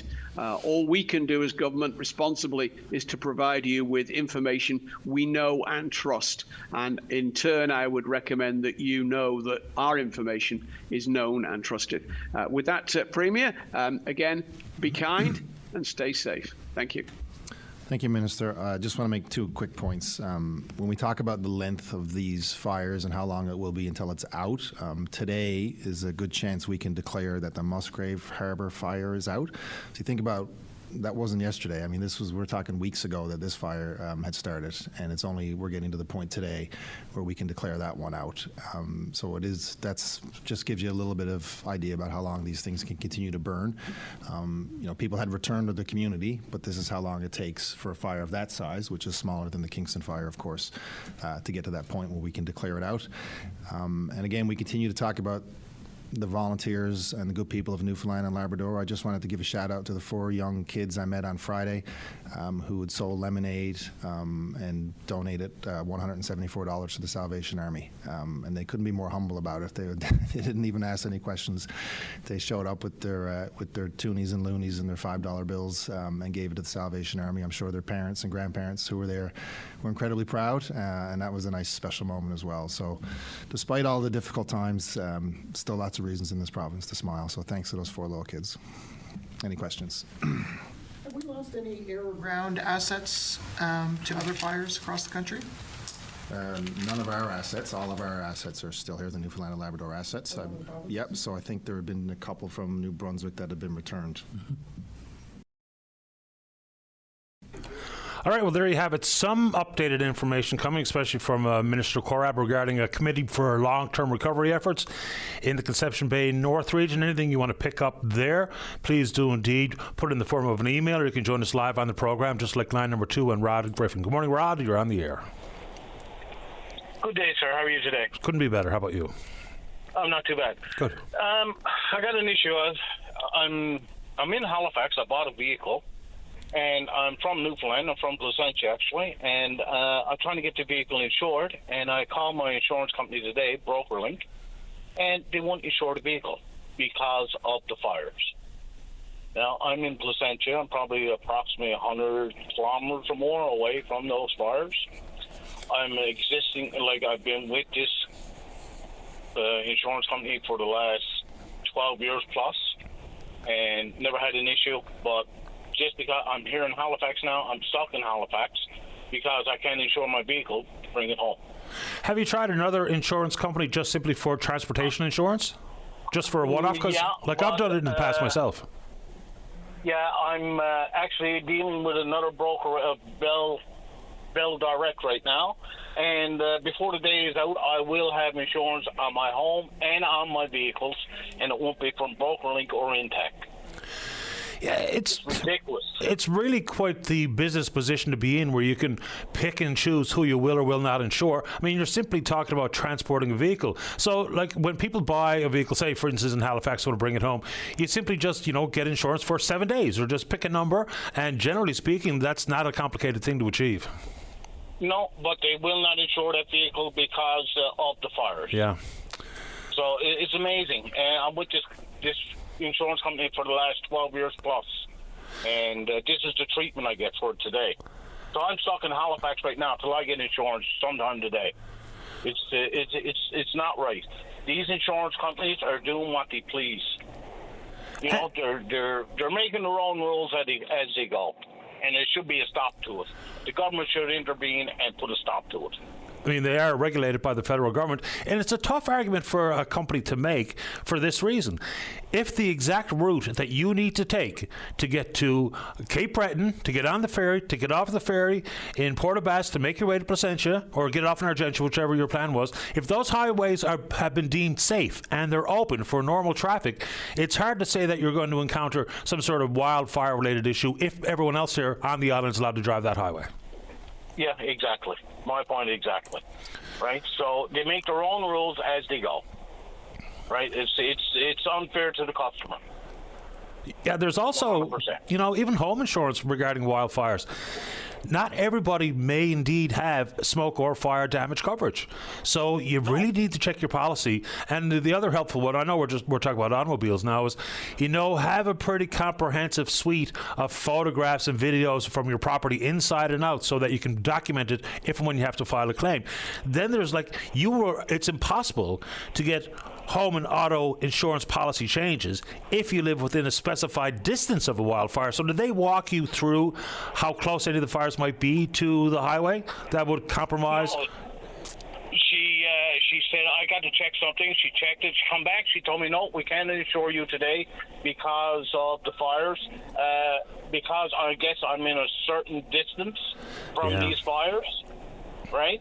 So, but I'm figuring I'm over 100 kilometers away from those fires, right? So, anyway, I called Bell Direct, and Bell Direct seems like they're going to accommodate me today. So, they just lost another customer, BrokerLink and Intact. Well, I guess that's what they stand to do is if and when you can't get satisfied by one company and you do by another, then obviously you're going to do all your business with the company that gave you this particular coverage. Exactly. I got 3 vehicles. I got a house insurance, properties. I'm gonna go with who's going to provide the service for me. Not have to be stuck somewhere because because of fire. I'm in one province and now I got to travel to another province. They want to insure me because of the fires. No, it's not right. I understand your concern. So you figure you're going to be able to get out of Cape Breton here today? I won't get out today, but I'll definitely be on the road tomorrow. I wish you safe travels. What kind of vehicle did you pick up, if you don't mind me asking? I bought a Volvo. Fair enough. Traditionally very safe and reliable, long-lasting vehicle. Yes, sir. Good man, Rod. Stay in touch. Safe travels. Have a good day. You too, pal. Thank you. You're welcome. Okay, Bye-bye. Bye-bye. Let's see here. Let's get another one before the break. Line number 3. Elaine, you're on the air.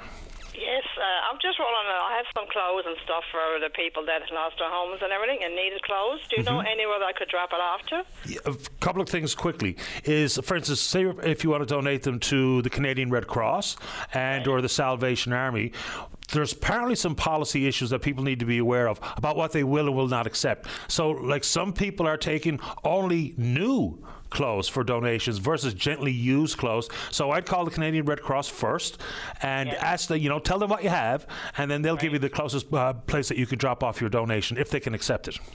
Right. Okay. Well, thank you very much. You're welcome, Elaine. Good luck. Thank you for doing it. Bye-bye. Thank you. Bye-bye. Yeah, it's worth calling ahead. I mean, good for people who have looked around the back of their closet and say, well, I no longer wear this, or this is very gently used and I'd like to donate it to someone. But it's probably a good idea to make a call to just describe what you have, to just make sure before you go out of your way to drive to one location or another that they're actually going to accept it. Let's take a break. When we come back, Shane's here to talk about the ATV ban. Don't go away. Welcome back. Let's go to line number 1. Shane, you're on the air. Hi, Paddy. Hi, Shane. How you doing? Couldn't be better, sir. How about you? Good. I called to talk about the ATV ban. I just wanted one sentence quickly to update you because we spoke about a month ago about my child needing surgery and we couldn't get it done here. We've gone and got referred to Nova Scotia and we're good to go now. We're already booked for his surgery there. Great news. I'm really glad to hear that. Quickly update you that. Good man. Glad to hear it.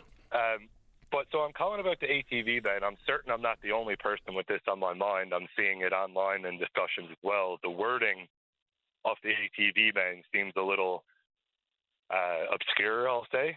So it starts off by saying it's a province-wide ban. And when you hear province-wide ban, most people assume that means the entirety of the province because that's what the wording means. But then 2 paragraphs down from that, it says that these restrictions only apply to areas of the index map where it's high, extreme, or something like that. So if your fire index is moderate or low, it apparently doesn't. The ATV ban doesn't apply to that area.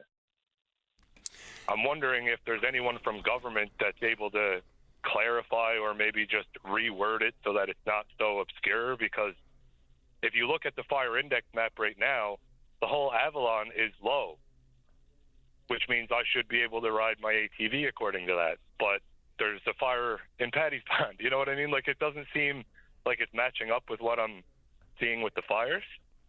It is confusing. I'll grant you that. But that is the rule as per the government, is the province-wide ban is in place unless the area that you're going to take your ATV is either low or moderate insofar as the fire risk index on their own website. But it's a good point. Here we are with the lower moderate on the Northeast Avalon, and yet there's a fire on the Northeast Avalon. So it's hard for me to break it down too. Same reason why I brought it up off the top of the show. Yeah, and I missed the top of your show. I'm sorry about that. No problem. Like even Kingston, right? I mean, Kingston is highlighted in green on their fire index map. So the massive Kingston fire that's displacing communities and hundreds, if not thousands of people, and is still burning, technically has a low or moderate fire index in the region, but the West Coast is red, so you're not allowed to ride your ATV over there. Grand Falls, just south of Grand Falls, was green on their fire index map.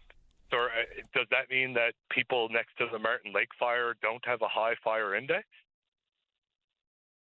Excellent. It seems like it's really confusing. That's all.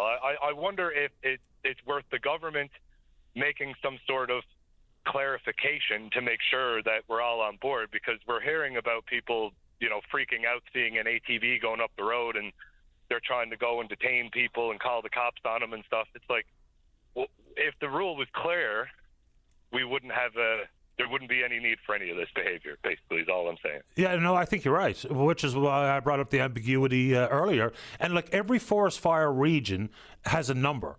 So if people, it's easy to figure out what number region you live in or what region you're thinking about taking your ATV out. Even if they didn't just make it fully relying on the website, you could easily put out a news release that says that Forest Fire Region 1, these are the rules, this is the fire risk index. And then right through the entire gamut. I don't know how many there is. Let's see here. If you get to St. John's in area, it's number 14. So I think there's 14 different forest fire regions in the province. So it's a good suggestion from you, Shane, is it just put out a news release that we can incorporate into news stories and commentary on shows like this that says exactly what the rule is in every specific forest fire region. Why not? Yeah, and I mean, if you start off by saying it's a province-wide ban, then I understand why the majority of people just assume from there that province-wide there's a ban. You know what I mean? Yeah. And then it's 3 paragraphs later that they go on to clarify about regions. It's like if they were just right next to each other. The province has a ban depending on your area. Here are the areas, or something like that, right? Yeah, I think you're right. It's a request that we will put in. I'll also put this in the minds of the newsroom so that they can ask those questions at the media availabilities just to see if there's an opportunity. Because, look, for people who want to follow the rules, for people who don't, then there's no talking to them. For people who do want to abide by the rules and understand the risk, you shouldn't have to be hunting and pecking to find the details. They should be, quite easily and readily given to you.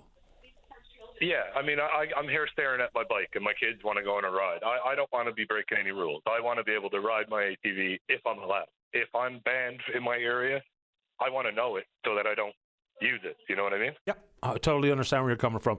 We'll see if we can't get this into the ears and the minds of the folks making decisions and providing information. It's helpful, I guess, the press conferences. Absolutely. People need to know what's going on and updated information, but we need specifics addressed. Because, absolutely, I think your ultimate point, your summary point here is spot on. To be told that there's a province-wide ban, but that is doing a lot of heavy lifting. Yeah, it is. It's doing a lot of heavy lifting, yeah. No question. Shane, I appreciate the time. We'll see if we can't help you figure it out. Appreciate it, Paddy. Thanks. Thanks, pal. Bye-bye. He's right. Look, for folks who really do want to, as I said, understand the risk and try to do whatever they can about mitigating said risk, even at the same time, the Premier herself said that there's no evidence that an ATV started any of these fires. But when the crews are doing what the crews are doing, we've had to rely on so many support services from other provinces, it's just the hope that there will be no other fire that starts through some innocent exercise like getting out on the bike. So some detail about what the actual risk is everywhere, and even a better understanding of how they come up with that, because if we do indeed have areas that are deemed to be low or moderate, but inside that region is fires like Kingston or Mainland or Paddy's Pond or whatever the case may be helpful to have a bit more of a clarification there. What do you think? Let's go to line number 2. Good morning, Patrick Collins. You're on the air. How are you this morning, Paddy? I'm well, thank you. How about you? Oh, good. I just called to let the listening audience know that I have my 14th novel that came out, was launched on yesterday, and it's entitled Murder at Goddenville. And I thought that maybe the listening audience would be interested to know a little bit about what it's like and where it's available. Sure. Let's tell us about the book, Wet the Whistle. Well, it's about a resettled community that was once near Spaniards Bay. The setting is 1898, rather, and it's about the true story of a woman. It's based on a true story of a woman by the name of Rosamond Shepherd, who left Goddenville to walk to Harbour Grace to buy material for a wedding dress, and she did that, and she started coming back towards her hometown again in Goddenville, and had to walk through a Catholic area of Riverhead and what we called the gullies back then. And she was never seen for about 6 months, and the huge search party went out for her. Was much consternation in the community, of course. And eventually, after 6 months, that was in November when she left. After 6 months, of course, her wedding never happened, and Christmas, that was supposed to happen. And after 6 months, she was found by a gentleman from the gullies who reported it to the police. And for some reason or other, he became under suspicion and was really well labeled for, alleged that he was involved. And he spent years, of course, he was totally exonerated, and he spent years getting out from underneath that. So I researched the story, and I based the fictional story on that. And so, it's historical fiction, and that's what it was about. So it took place in 1898. Her body was discovered in 1899. And for years after, I interviewed children from, not children, but say, great-grandchildren from the person who was alleged to be involved. And I also have met with children of Rosamond, great nieces and nephews of Rosamond. So I used that story to compile another story and linked it up with the famous Donnelly family, the William Donnelly family that left Spaniards Bay about the same time and came to Harbour Grace, and I connected those two stories. So once again, it's I really enjoyed doing the research on it. Number one, I loved learning that history, and I really enjoyed putting a human face on the story itself. So it was quite an interesting process for me. I hope people enjoy the book. I'm sure they will, Patrick. So you were going to tell us where people can get it, so let's do that before I get to the news. Yes, it's available anywhere where Flanker Press books are sold, anywhere where Newfoundland books are sold. Howells in Harbour Grace and Carbonear and Bay Roberts, Riverhead, Irving, Chapters, Coles, Costco. Those are places where the book is. And I thank you, Paddy, for giving me time to speak about this. Happy to do it, Patrick. You're always welcome. Thank you, sir. Have a good day. You too. Bye-bye. Bye. All right, there you go. Patrick Collins. What did he say? His 14th book? There you go. Churning him up pretty good. All right, let's check in on the Twitter box before we get to the news. We're VOCM Open Line. Follow us there. Let's see here. So, as Aaron points out, the forest fire index is the potential of a new fire starting. It's not talking about the presence, absence of existing forest fires. Sure, but have the changes been so dramatic in certain areas that there's still fires burning out of control, where all of a sudden the risk is now low? That's a question I think many people would understandably have. Let's see here. Let's take a break. When we come back, we're talking Air Canada. Ralph wants to talk about his neighbours, and then whatever you want to talk about, don't go away. You're listening to a rebroadcast of VOCM Open Line. Have your say by calling 709-273-5211 or 1-888-590-8626 and listen live weekday mornings at 9 a.m. Welcome back. Let's go to line number 1. Ralph, you're on the air. Good evening. Thank you, Paddy. We're having good results with the water thing here. They already drilled the wells when I talked to you last. Right, okay. So that's good news. Remind the folks where you're calling from so they know what we're talking about. St. Bride's, yeah. Right. And but that's not the issue. What it is, we have a neighbor that's playing music, 2 huge speakers out on the front lawn all day, and even during the night. Someone said when I was away for a few weeks, and they said it was wicked here. And we're in the makings of getting a bylaw. We just talked to the council, and they're working on it. But in the daytime, they said they can't do anything about it, you know. But I think, can there be a harassment charge against the individual? No. I mean, generally speaking, municipal bylaws are pretty clear. From 7 a.m. till 11 p.m., people can, for the most part, do what they like insofar as playing music on their own property. You know, this basically boils down to whether or not they have any consideration for their neighbours. You know, and if there's no bylaw can address that, but basically 7 a.m. till 11 p.m., people can do as they see fit, for the most part, if we're talking about playing music. Yeah, I don't care if he plays it in the backyard. He was doing pretty good before we went away. And since we come home, he's got 2 huge speakers someone gave him, and they're on the front step facing my house.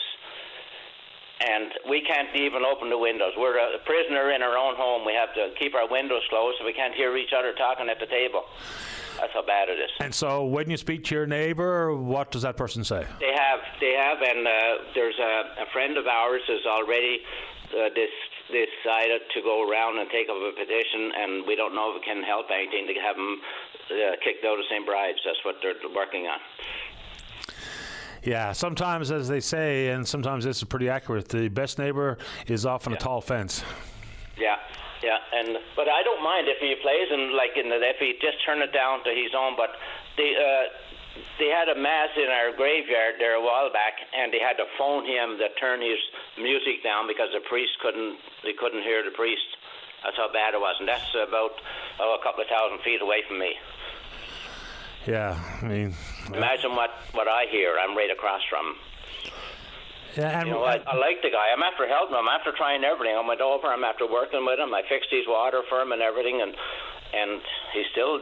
I don't know why he's still doing this, because I have my own music. I don't need to hear someone else's. But if he turned it down to a half-decent volume, I don't mind. I'm outside working anyway. It don't bother me. But it's so bad it vibrates our window.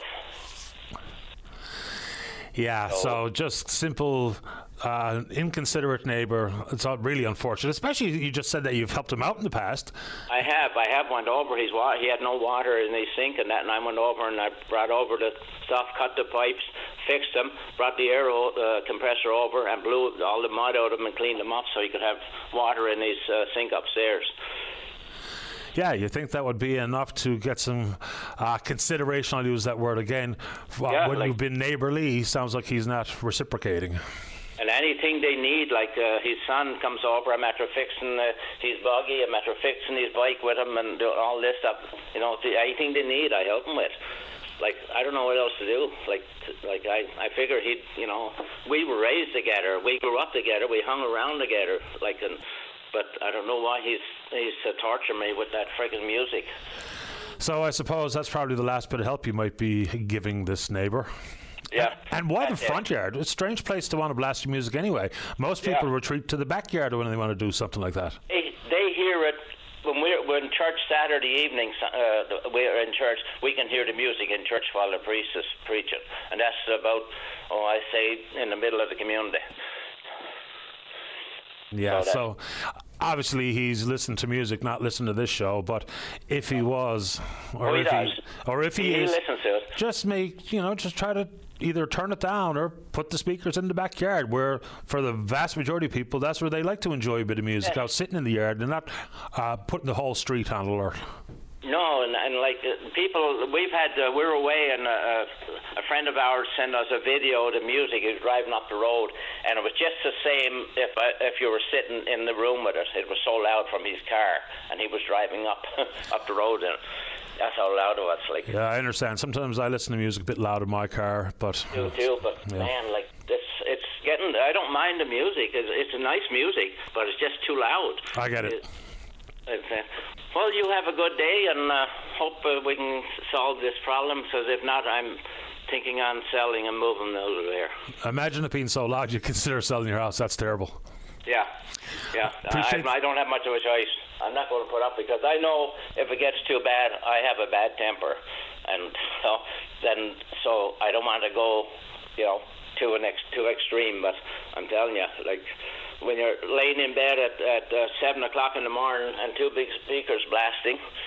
We have a friend of mine using my driveway to put their trailer there while they're working on their house, and she had to go over 7 o'clock in the morning and ask this person to turn his music off. It was up half of the night. They couldn't sleep all night up in the trailer.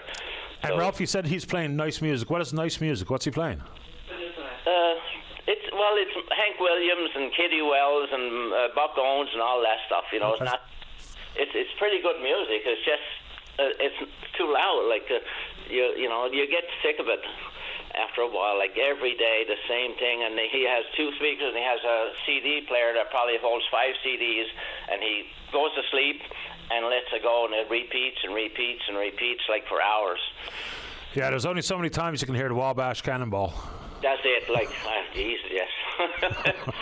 Yeah. I appreciate the time, Ralph. Thank you very much. No I problem. just thought I'd let you know. I know there's a lot of people here listening to your program, and I like listening to it. So it's you get a lot of stuff on there that helps people. So I was hoping something could come out of it. So hopefully it does, Ralph. Appreciate the time. Keep me updated. Okay. Thank you very much. You're welcome. Bye-bye. Have a good one. Yeah, I mean, it's just one of those things. It's pretty easy to tell when you have someone who's behaving neighborly. Now, not every neighbor is going to be perfect. And yes, you listen to a few tunes out in the backyard at a reasonable decibel level. Nothing wrong with it, especially in the allowable hours. Because I'm pretty sure in the city of St. John's, 7 a.m. to 11 p.m. I'm pretty sure that's what the noise bylaw says. Anyway, let's see if we can't get to the break reasonably on time. Denny, you say right there to talk about the Air Canada work stoppage. It looks like QP's not going to relent here. They have told their members and representing their members and saying they're defying the back-to-work order from Canada's Industrial Relations Board. Look, and someone said, well, what happens if and when they get the pay raise that they are demanding? What they're demanding doesn't sound that outrageous to me, to actually get paid for working while you're at work. Because we know full well they have duties before we get on the plane, they have duties after we get off the plane. So that doesn't sound too bad to me. And the concept is, well, Air Canada, if they have to absorb those additional costs, that they'll simply apply it to the price of a ticket. Maybe, but we're talking about people, what they do at work and what constitutes fair versus unfair, which is a pretty interesting slogan they're using in their advertising campaigns. They look pretty effective to me. Unfair Canada, as opposed to just Air Canada. Let's take a break. When we go back, we'll talk about that. And Harry wants to talk about the price of drugs, and then we're speaking with you. Don't go away. Welcome back to the show. So someone just sent me along the actual noise bylaw here in the city of St. John's, and in essence, it's 24/7. Now, it makes very specific references to engine brakes and those types of things. But yeah, if you are playing music, for in this case, that interrupts your neighbour's peaceful enjoyment, you can indeed be told to turn it off by a bylaw officer. Now, what decibel level constitutes interrupting my peaceful environment on my property? Not really sure. I didn't have a chance to look at it in full. Let's go to line 3. Caller, you're on the air. Yeah, Pat, I'm calling you about the, this is Bill calling from Marystown. We're talking about the ban now on barbecuing. Yep. That's propane and carbon, also and also the other one too is you had to have a non-flammable surface to barbecue on, about around 9 feet all around. or whatever that is now. That's the regulations? Yeah, straight from the government itself, the use of gas, kerosene, alcohol, propane, or charcoal burning units is permitted, only if the units are not used within 3.5 meters of any trees, brush, or other flammable material. Exactly. So if you're on your barbecue, if you're out on your patio, you're going to find out that you are in violation because most of the surfaces are wooden, which will forbid you to use them. Yeah, so let me just open it up. Someone sent that along to me. So fires are banned within 300 meters, 1,000 feet of forested areas. Let's get down to the... Yeah, now I don't see in the government's own restrictions, because it simply reads, as I just said, it didn't mention what the surface is that you're barbecuing on. Yeah, it doesn't make a specific mention. Well, it does. I tell you, it does do that because you talk to any fire department now in Marystown, for example, anywhere, and they will tell you the regulations. And one of the big stipulations is about having the non-flammable surface which you're going to barbecue on. That's the big one, also. Yeah, that's a fact too. This is coming from the fire department's act. Okay, they're not stipulating that enough in their the government's not putting enough out there on that. Okay, let people know. That's why people are thinking they can do it, but they can't unless they have those stipulations.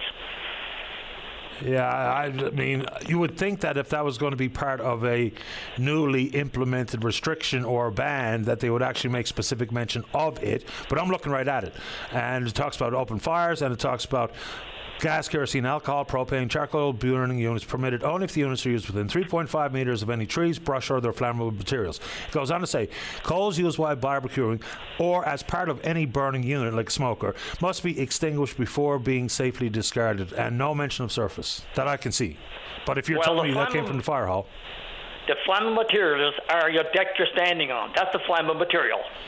Okay, you're standing on the deck, which means it's flammable. If it's not concrete, it's flammable.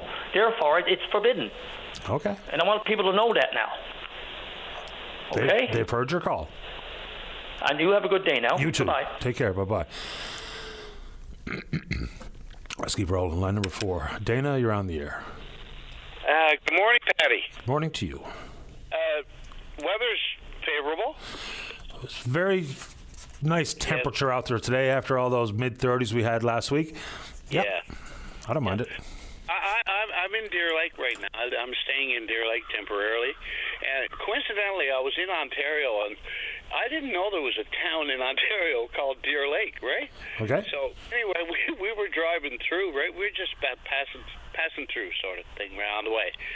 And I looked at there was businesses and everything, right? And there was a restaurant that had a sign in the window. I guess it must have been Algonquin pickerel, right? That's what they get in Algonquin's pickerel, right? Pike fish. Pike, yes, I'm familiar with the northern pike. Yeah, the Algonquin, Northern Ontario. The same place that Rainbow Country program came from back in the 60s. Rainbow Country, that was the Algonquin, right? Anyway, the pickerel or the pike fish. So, anyway, they had a sign in the window, right? It says, once we've cooked, then you're hooked, right? So I said, well, I'm going to go and try it, right? So we went in and tried it, and like I've heard that pike is not codfish or anything, but it was good, right? But the unfortunate thing was it was really good, and then I moved on, and now I'm like, I wish I could go to Deer Lake in Ontario and get some more of that, right? Because I am hooked. I was hooked right away. It's like it was really good. But yeah, it's kind of coincidental. That was the sign they had in their window there in Ontario, Deer Lake in Ontario. Once we cooked, they hooked, right? It was good. It's a little bit of a different word picture, but it was good. Anyway, I was wondering. I was thinking also about Air Canada, and Air Canada. I mean, they're defying the law of the government now to resist what Air Canada is trying to deprive them of. I mean, if they're on the job, I mean, if you go to work in a place and you check in and you check out, you're getting paid from the time you check in until you check out, and that's when you get in your vehicle and go home. Right? So Air Canada, is Air Canada even owned by Canadian people anymore? No, it used to be a nationalized airline. It's not any longer. Yeah, it's publicly traded. I'm 65 years old, and I haven't heard a hell of a lot, but I've heard a lot of complaints about Air Canada, and that's all I've ever heard is people complaining about it. I mean, these people are making huge deficits to stakeholders or the board, whatever they are. They're making huge profits, and these people are struggling to survive. So they're living, should we say, high on the hog, and they're just giving people enough to barely survive. And what the climate, the economic climate, and the way things are going, the increases, it's like they have no heart for Canada. They go around the world with Canada on their planes, and they don't have a heart for Canada. They got no heart for Canada. That's my opinion on that. Fair enough. Air Canada is publicly traded. It's somewhere close to $20, maybe closer to 19 today. As a matter of fact, when the federal government injected some cash into Air Canada, part of the return was in stock, and we actually did very, very well as a government on the returns from that particular piece of stock holdings. Dana, anything else quickly before I have to get going? Yeah. There's a small group of people here in Newfoundland, all over Newfoundland. It's like a network, a connected network, and they have an initiative, and they would like to see realize a linerboard plant, probably, one on the east and one on the west and one in Labrador, linerboard, because back in the day, back in the early 70s, there was a linerboard mill in Cornerbrook on the waterfront. Disaster. They used to ship gyprock out all over the world. And so this initiative that these young men have, they're just looking for support, right? A place to live, a place to put their roots down and start their business. And so there's a huge potential, but there's a lot required because you're going to have to build a mill. You're going to have to build a linerboard mill. And it was a total disaster. It was discontinued back in the day, right?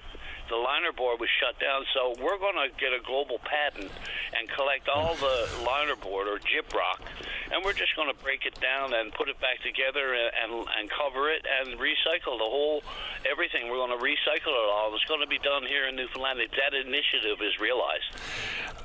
Another patent. That's what they were saying, right? Okay. Dana, I got to get going to the news. Appreciate the time. You're in Deer Lake, right? Yes, because there's a town in Ontario named called Deer Lake as well. Yep. Newfoundland. I'm a Newfoundlander. Don't ask me where I'm from. I'll just say I'm from Newfoundland. Good enough. Me too. Okay. Thanks, Dana. All the best. All right, bye-bye.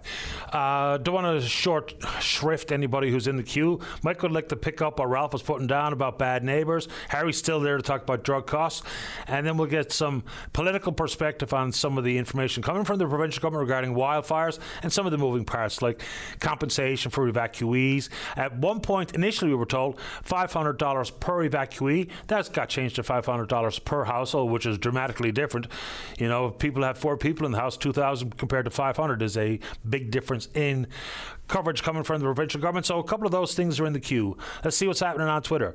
And insofar as noise, I guess people are saying that if you have a problem that could constitute not just going to the town or the municipality, is the nuisance laws that can be dealt with by law enforcement, RNC, in this case in and around here, the RCMP in their jurisdiction. All right, we're on Twitter. We're VOCM Open Line. You know what to do. Email address is openline@vocm.com. My fave is always when you pick up the phone and give us a shout. If you're in and around town, 709-273-5211. Elsewhere, toll-free long distance, 1-888-590-VOCM, which is 8626. We're taking a break, and then we're coming back. The Tim Powers Show. Join the conversation weekday afternoons at 4 p.m. on your VOCM. Welcome back to the show. Let's go to line number 2. Good morning, Harry. You're on the air. Paddy. Yes. I'm calling about the pharmacies. I went in the other day, the wife's prescription, and they were short on pills, right? So they only give me half of them, and they said, well, we owe you, like they always did, right? Yep. So I paid the $6. We're seniors, right? And I went and got the other half the other day, and I had to pay another $6. So I said, you're charging me $12 now for the same prescription.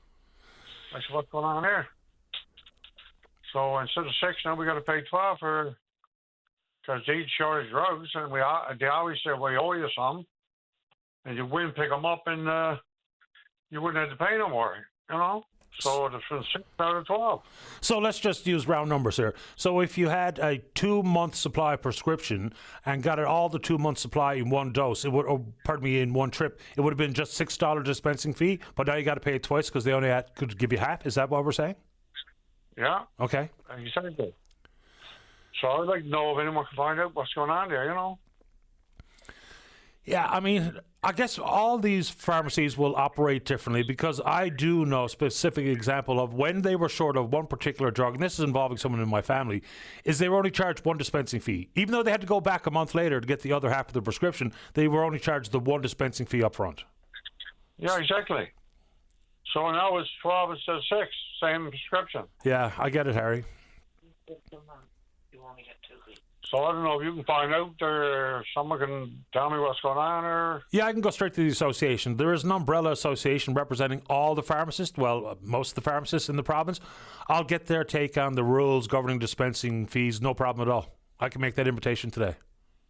All right, buddy, thanks. I appreciate the time, Harry. Thank you. All right, have a good day now. You too. Bye-bye. Look, it's a fair concern because it's through no fault of the customer or the client that they couldn't satisfy the entire prescription. You know, and I do know different pharmacies, I think, probably handle it differently. I don't know if there's one stated set of rules, but we can get the association on or someone representing them to talk about it. Let's go to line number 5 and take him on to the NDP member for St. John Centre. He's leader of the party. That's Jim Dinn. Jim, you're on the air. Good morning, Patty. Thank you for having me on. No problem at all. So I know you made yourself available to the media with some questions or concerns you have regarding how some of the wildfire issues are being handled. Where do you want to start? Well, I'll start with I have been out that way a few times, and I do want to say, first of all, thank you to the many volunteers and the first responders and the donors too, who've been dropping off clothing items and you name it, and also to those who are evacuated, who are, I think, showing a lot of courage under very stressful times. So that's the first thing.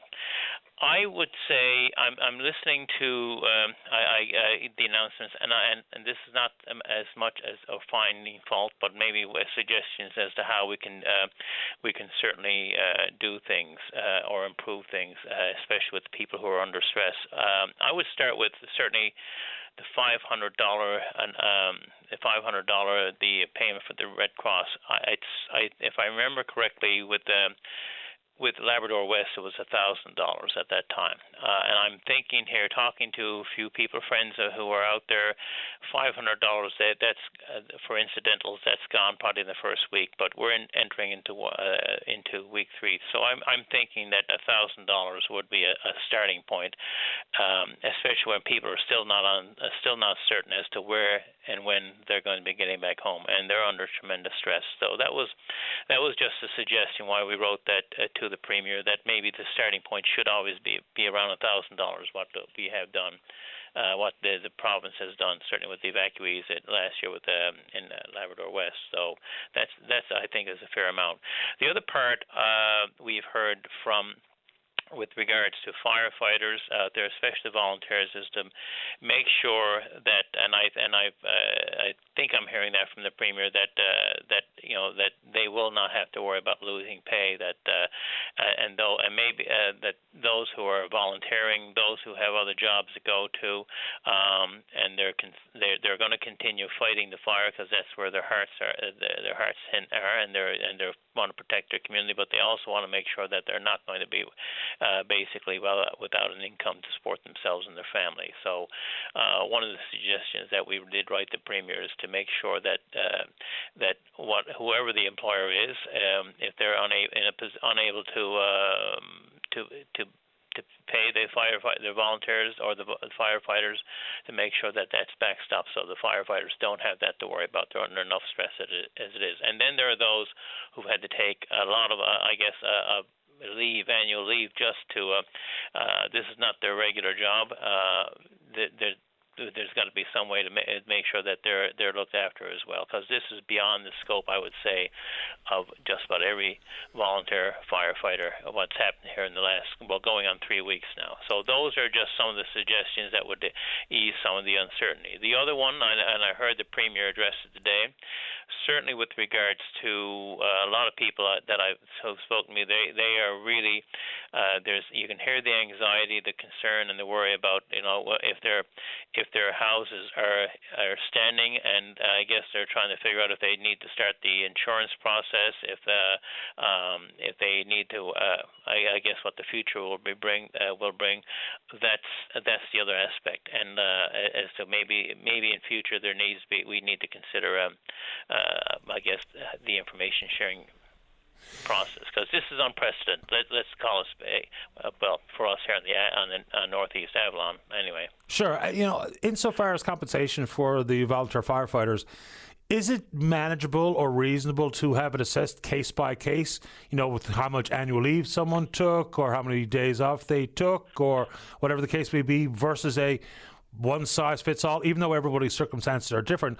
I don't even know how you'd create a formula necessarily for that sort of different rate of compensation per person. That's a good question. I think what I was looking at, because in the discussions I had, so if it's one thing, I guess if it's a weekend, but if you've got to go back to work, if you had to take whatever your annual leave was, let's say it's a week or 2 weeks, the loss of that, and as one person put it to me, can you imagine the stress that if that person's got to go back to work just after that, or they've got to take more leave for that? So it's a starting point for me as to how this looks forward, how we move forward with this. But certainly it's a concern, especially if we're going to have more of these events where, if you listen to meteorologists, this is as one put it, this is a dress rehearsal for 2050, and others have said our summers are getting hotter and drier, fires start more quickly and burn longer and hotter. So this is something we're going to have to deal with. The other part of it, I guess, related to that, and I know the Premier talked about an emergency cabinet team. I think right now we need to go beyond that as well, as for maybe a team of, I was going to say an all-party committee, but I would say a team of experts that answers to the House as to what we need to do, what are the issues we need to address in the future in dealing with not only in preparedness but also in the aftermath. And maybe that's where a question like the one we were talking about when it comes to annual leave and compensation would be discussed. But I think the fact is, I really do not believe that people who are volunteering their time should be put at a financial disadvantage because of that. They're volunteering their time. This is beyond the scope, I would say. What happened here at this fire and is beyond the scope of many of the people who signed on to be volunteers, and they're dedicated to protecting their communities. But that's where I was going with that, but it's a fair point. Yeah, and I'm not trying to take away from the suggestion. I was just wondering out loud how that could actually work in any reasonable manner. But anyway, any couple of more quick ones before I have to get going, Jim? No, I'm heading up there today. Apparently, I'm my duties in the pet room. So I guess you might say I will be officially going to the dogs today. But it's an opportunity. It's where my dad was from, Bay Carbonera, and my mother's from Bay Roberts. So trips around the bay for us was going out that area. But I will tell you, talking to people who've been long term, they're devastated. I think, as one person put it, destroyed. The North Shore is destroyed. You can hear the despair in their voices. So I think we've got to be cognizant about that. And also, I think there's got to be a quick plan to make sure that by this time next year, people are at least back in their homes or have some sense of certainty as to where they're going to be before then. Absolutely. I mean, I know I have to think about it, but it's really difficult to think about just how devastated so many people's lives are now. Turned upside down, losing everything except what they brought in the go bag. It's just unbelievable to me. And if they don't have families, that's another strain. So, I would hope that we have something, whatever response is decided is done sooner rather than quicker, and people are still not dealing with this next year. Absolutely. Appreciate the time, Jim. Take care. Thank you. Okay, bye-bye. It's Jim Dinn, leader of the NDP, member of St. John Centre. Very quickly, the good folks in the town of Riverhead, they're organizing a school supply drive. And this supports students and the staff at Cabot Academy, of course, who lost their school, the wildfires out in Western Bay. So if you can contribute, please do exactly that. So these are children and kids, kindergarten to grade 6. The drop-off begins today. It's ongoing, 8 a.m. to 8 p.m. at the Father Val Power Centre in Riverhead. Or if you need some more information, you can call them to see what they may indeed have a priority list for what they need. 709-282-8888. 8236. So once again today at the drop-off location in Riverhead at the Father Val Power Center for school supply drive in an effort to help the folks at Cabot Academy out in Western Bay. Let's take our final break in the morning. Don't go away. Welcome back to the program. What am I doing here? Line number 3? Yeah. Say good morning to the PC member for Grand Falls Windsor Buckets. That's Chris Tibbs. Chris, you're on the air. Thank you very much, Paddy Daly, for taking my call this morning. I'm calling this morning not just on behalf of myself, but on behalf of the constituents of the District of Grand Falls, Windsor, Buckens Bay. I just want to say a heartfelt thank you, and I know everybody's been doing it, but it can't be said enough, to all the firefighters, pilots, the support crew, ground crews, volunteers, and just, the general public as a whole that have stepped up and helped out as whatever they can do. I mean, I was on the ground for the Badger fires last month, and by God, the amount of food and supplies that showed up every single couple hours was unreal, and it's welcome. And you know what, Patty? Newfoundland and Labrador, we've been through a lot over the past couple of years, over the past couple of months, but one thing that we've never lost the ability to do was to step up and help each other and help our communities. And we've got that finely tuned in this province, I got to tell you. And that's something that I'm very proud of as well. So, one of the things that we're working on right now, and I just want my constituents to know, is that we're working very diligently day and night to find out what structures may have been damaged with the Martin Lake fire here just in Central. So we're going to be working with government or forestry and to find out if their structures have been damaged, their cabins, their cottages, because some people do live in these cabins and cottages. So there hasn't been much of an update in regards to that, for good reason, I'm sure, the conditions. But make no mistake, the people that are out there wondering about what structures have been damaged, we're going to have answers for them very, very shortly. Yeah, I mean, it's probably not all that simple or fundamental to get an accurate number of how many structures have been lost and that type of stuff. I mean, for starters, you need to get eyeballs on it. That's easier said than done when you're trying to fight a wildfire, whether it be from the air and or boots on the ground, have a real close look at what we're dealing with. The guesstimate is out there, and I don't know when we're going to have a firm timeline when people will find out exactly what was lost, but it's probably not today. No, I get it, Patty. Like, there's a lot of people concerned here in Central about their area down there that they've made a life in for sure. There's no doubt about it. But, like I tell people, boys, listen, we got the best of the best. People who have been doing this a lifetime on the ground, in the air, the logistics of it all. It will come out when it comes out. I get a lot of people are really concerned out there. I'd be concerned as well. But make no mistake, as soon as that information becomes available, we will make sure that it gets to my constituents or whoever may be across the province. And the only other thing I wanted to talk about, Patty, was people's mental health during this time. I know a lot of people out there that they are suffering with mental health issues, and this definitely doesn't help things. People are scared, people are worried, but again, make no mistake, we have the best of the best here in this province that are trying to take care of people, so we have no life loss. And at the end of the day, as heartbreaking as it is, things can be replaced. People cannot. So the fact that we haven't had any serious injuries, we haven't had any life loss, that's a big win for this province, and I want to reiterate that. Again, we're going to make sure that whatever cabins are lost out there, we're going to get it out to the people, if any.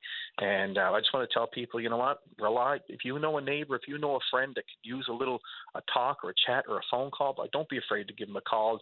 Join them for supper, join them for a cup of tea or coffee. And again, let's just keep up that momentum of taking care of ourselves within the community. Hear, hear. It's a strain on people's mental well-being. There's no doubt about it. I can feel it, and I'm not even involved directly or directly impacted by the wildfires where I live. Chris, anything else before I squeak on another call? No, just as humble as you are, Patty, I'm going to say thank you to yourself, Patty Daly, and to UCM for everything you've done and giving people a voice to do this day in and day out and to get that information out there. It's extremely important. And, Patty, you're doing one hell of a job, man. I appreciate the time. Thanks, Chris. Enjoy your day. So long. You too. Bye-bye. It's Chris Tibbs, PCA member, Grand Falls, Windsor, Buckens. Let's go. Maybe the last word is to line number 1. Mike, you're on the air. Good morning, Patty. Good morning. Patty, I found it interesting on this thing there about the people in the community. I own a piece of property in the community, and the general public use it for launching boats as a wharf and whatever, and everybody is welcome. Like yesterday, there must have been, I don't know, a dozen, or no, well over a dozen. I don't know, probably close to 20 people using the wharf. There were 3 people sometimes at one time moving or putting their boats in and out. But we got a neighbor there that came from Ontario. He came there about 4 years ago. He's caused nothing only trouble ever since he moved into the community. He has barbarized some patrons using the wharf and everything there, and owners that they had to get out of it. He's got over 100 phone calls into the RCMP reporting people. He's got 3 peace bonds out now against people. He's had about 10 peace bonds out against numerous people in the community. He's doing everything to antagonize anybody. He is confronting people on public property. He's got a wharf out that he does not have a license to occupy illegally. Mine is done legally. I have a license to occupy the beachfront property. I own the adjacent properties. And he's into it with whoever he can, however he can, and go to the police. I got a phone call last week from Sergeant in detachment stating that if I says anything to him, they're going to charge me with harassment. And here he is after putting in complaints. I was walking in my wharf one day, and I saw him up in his window taking pictures of me. He's filming everything that it does, taking pictures of everything and everybody down around there. I pretended I was taking a picture of him with my phone, and he reported to the Mounties that I was taking pictures of him, taking pictures of me. And the Mounties are foolish enough to call. The Mounties also came to my door at 12 o'clock in the night, telling me that I was under bond, that I had to stay away from him, not to go on my property, not go in 200 feet of his property. All of this stuff, the harassment, the woman next door, he's got her barbarized. Patrons that use the wharf for 30 or 40 years, he's hassling them. He was down there last week. Here's an elderly fella going out to his cabin to the islands. His wife now got cancer. She's frightened to death to go down there on the wharf to go out. She don't want to go anymore, put up harassment from this man. And the RCMP are basically helping him out. They're the worst. They're causing this. They're more of an instigator in this, because he's run the dim, going to him, telling him what I'm saying, what the other people are saying. Then he's going to those bounties are going to those people, telling them what he's saying. And he is illegally occupying the Crown lands.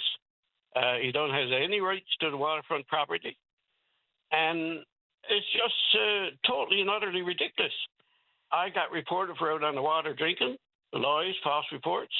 I got reported for drinking again. The Mounties stayed down there on the road for over 2 or 3 hours. People in the community were wondering what they were doing there.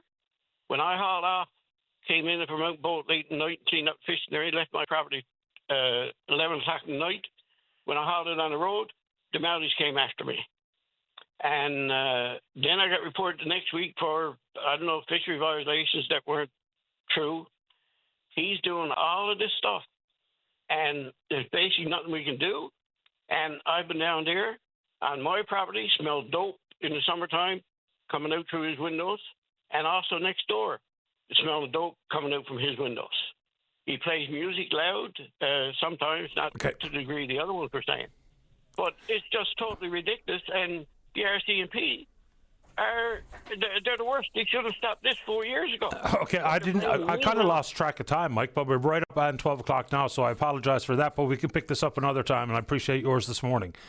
Here you go. I took my eye off the prize there. All right, good show today. Big thanks to all hands, and we will indeed pick up this conversation again tomorrow morning, right here on VOCM and Big Land FM's Open Line. On behalf of the producer, David Williams, I'm your host, Paddy Daly. Have yourself a safe, fun, happy day. We'll talk in the morning. Bye-bye.